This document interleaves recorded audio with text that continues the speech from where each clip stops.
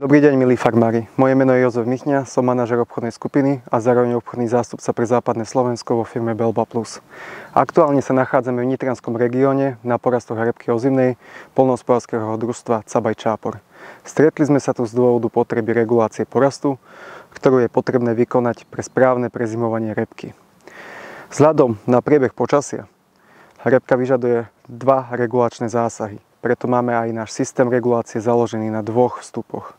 Ako prvé aplikujeme Floronez retabelov a po tomto ošetrení ako druhý vstup aplikujeme tebukonazol, čiže náš Bucat 500 SC.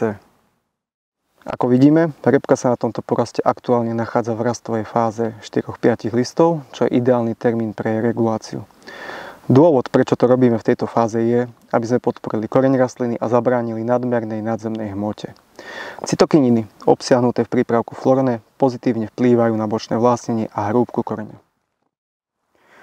Naše odporúčané dávkovanie je 0,4 litra Florone a 1 až 1,5 litra retabely, v závislosti od intenzity pestovania. Táto fáza je takisto vhodná na aplikáciu huminových látok, či už je to HS300 Bio alebo League Humus. Majú pozitívny vplyv na úrodnosť pôdy, zdravý rast a vývoj rastlín či pôdnu hygienu. Zlepšujú využiteľnosť aplikovaných hnojív a tým znižujú ich spotrebu.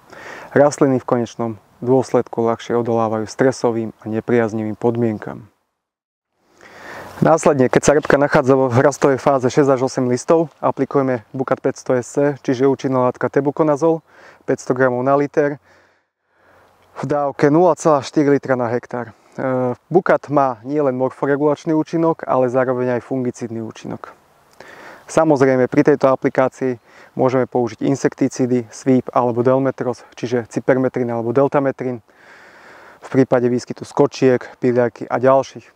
A v tejto fáze odporúčame i aplikáciu boru. V našom portfóliu nájdete 3 druhy boru, či už čistý bor, bor s molybdenom alebo bor s huminovými látkami.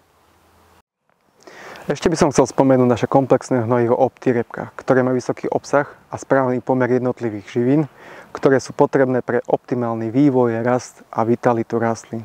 V dávke 2 až 3 kg doplní potrebné množstvo živín.